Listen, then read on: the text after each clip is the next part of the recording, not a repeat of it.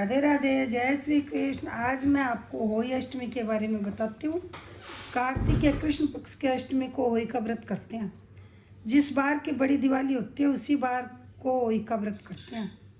पहले दीवार पर होली बनाते थे, लेकिन आजकल रेडीमेड कैलेंडर आते हैं तो कैलेंडर दीवार पे चिपका लेते हैं, फिर उसकी पूजा करते हैं। एक दोगड़ रखते हैं, मोड़ी बांधकर रोड़ी से सतिया करके जल भरकर ओई के सामने रखते हैं। दोगड़ के ऊपर 5-5 पतासे या पूड़े या 5-5 सिंगाड़े रखते हैं। ओई के आगे मूड़ी रखते हैं। ओई के दोनों सिरों पर आटे से नाले की माला लगाते हैं। बीच में आटे से 1 रुपया भी चिपका देते हैं। दोनों दोगड़ को चांदी की माला शाहू व मनकों वाली पहनाते हैं। शाहू की माला को गंगाजल में धो लेते हैं। यदि गंगाजल हमारे पास नहीं है तो कच्चे दूध में धो के उसको साफ कर लेते हैं। नए धागे में पिरोते हैं। उस धागे को, पुराने धागे को हटा देते हैं, नए धागे में पिरो लेते हैं। जहाँ दोगड़ रखते हैं वहाँ गेहूं की एक ढेर लगाते हैं और घी का दीपक जलाते हैं। 1 लोटा जल का भर के रखते हैं। मोड़ी बांध कर सतिया करके अपने माथे पर बिंदी लगाते हैं। फिर ओई के आगे बैठकर हाथ में गेहूं के 7 दाने लेकर कहानी सुनकर गेहूं से धूप मारते हैं। बच्चों के भी टिक्का लगाते हैं। फिर विनायक बाबा की कहानी भी कहते हैं। तारे देखकर तारों को अर्घ्य देते हैं। 14 पूड़े या 14 गुलगुले या गुलाब जामुन, फल, रुपया बाणा निकालते हैं। यदि किसी किसी के हलवा होता है तो वह हलवा रख के उससे भी बाणा निकालते हैं। फिर व्रत खोलते हैं। यदि कोई मुश्किल हो, ना खाना बन पाए तो चावल और चीनी का भी बाणा मिनस सकते हैं। जिस किसी घर में लड़के का जन्म हो या लड़के की शादी हो तो इसका उद्यापन होता है। उसमें 2 ओई के कैलेंडर लगाए जाते हैं, 2 दोगड़ भरी जाती है, सब कुछ डबल होता है। बाणे भी 2 निकलते हैं, एक प्रतिवर्ष वाला और एक अलग से उजमण का। ओई अष्टमी की कहानी। ओई अष्टमी की कहानी। एक साहूकार था जिसके 7 बेटे बहुएं और 1 बेटी थी। कार्तिक के महीने में दिवाली से पहले अष्टमी को अपने मकान की लिपाई पुताई करने के लिए 7 बहुएं अपनी इकलौती ननद के साथ जंगल में जाकर खदान में मिट्टी खोद रही थी। वहाँ पर शाहू की माद थी। मिट्टी खोदते समय ननद के हाथ से कुदाली शाहू के बच्चे को लग गई और वह तुरंत मर गया। इससे शाहू माता बहुत नाराज हो गई और बोली, मैं तेरी कोख बांधूंगी। ननद अपनी 7 भाभियों से बोली, तुम में से कोई अपनी कोख बंधवा लो।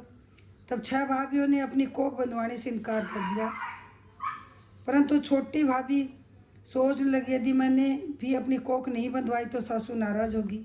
यह सोचकर ननद के बदले में छोटी भाभी ने अपनी कोख बंधवा ली। इसके बाद छोटी बहू के जो बच्चा होता वह 7 दिन का होकर मर जाता। एक दिन उसने पंडितों को बुलाया और पंचांग खुलवाया कि मेरे संतान तो होती है पर 7वें दिन मर जाती है, इसके लिए मैं क्या करूं? तो पंडित जी ने कहा कि तुम सुरई गाय की सेवा करो। सुरई गाय शाहू माता की भाईली है, वह तेरी कोख खुलवा देगी, तभी तेरे बच्चा जिएगा। अब वह बहुत जल्दी उठती और सुरई गाय के नीचे सफाई कराती, भूरी भूरी घास और मिट्टी बिछाती, हरी हरी घास देती, ठंडा ठंडा पानी देती। सुरई गाय पैर से लग रही थी। गौ माता ने सोचा कि मेरी बहू में तो रोज लड़ाई करती हैं, अब आजकल मेरा काम कौन करता है जो इतनी आसानी से हो जाता है। एक दिन वो उठकर देखने लगी तो देखा तो उस दिन मेंदेरी रात थी। साहूकार के बेटे की बहू को और देर हो गई आने में और वो सूर्यल गाय जल्दी उठ गई। जब वो काम करके जाने लगी तो सूर्यल गाय बोली कि तुझे मेरे से क्या करे जो तू मेरी इतनी सेवा करती है। वो नहीं बोली, लेकिन बार बार जब सूर्यल गाय ने पूछा तो उसने कहा, वचन दे। बोले, बच्चा सो बच्चा को तो धोबी की कुंड का कहाँ करा बनूं। बोले, शाहू माता तेरी भाईली है और मेरी कुख उसके पास गिरवी रखी है, तू मेरी कुख शाहू माता से दिलवा सकती है तो वो दिलवा। उसने कहा, काम तो कठिन है, कोशिश करती हूँ। चल मेरे साथ। दोनों चल पड़ी। आगे चलते चलते गर्मी का मौसम था, कड़ी धूप थी। दोनों एक पेड़ के नीचे बैठ गई। थोड़ी देर में एक सांप आया। उसी पेड़ पर गरुड़ पंखड़ी के बच्चे थे। सांप उनको डसने के लिए आया। साहूकार की बहू ने सांप को मारकर डाल के नीचे दबा दिया और बच्चे बचा लिए। थोड़ी देर में गरुड़ पंखड़ी आई। उसने खून देखकर साहूकार की बहू को चोंच मारने लगी। पाप नहीं हत्यारी, तेरा मेरा क्या बैर है जो तू मेरे बच्चों को खाती है। साहूकार की बहू ने कहा, मैंने तेरे बच्चों को नहीं मारा, बल्कि सांप तेरे बच्चों को मारने आया था। मैंने तो उससे तेरे बच्चों की रक्षा की है। यह सुनकर गरुड़ पंखड़ी बोली, मांग तो क्या मांगती है। वह बोली, 7 समुद्र पार शाहू माता रहती है, मैं तुम उसके पास पहुंचा दो। गरुड़ पंखड़ी ने दोनों को अपनी पीठ पर बैठाकर शाहू माता के पास पहुंचा दिया। शाहू माता उनको देख कर बोली, आ बहन, बहुत दिनों में आई। बातें करते करते शाहू माता ने बीच में कहा, बहन मेरे सिर में जुएं पड़ रही है। सुरई के कहने पर साहूकार की बहू ने उसके सिर की सारी जुएं निकाल दी।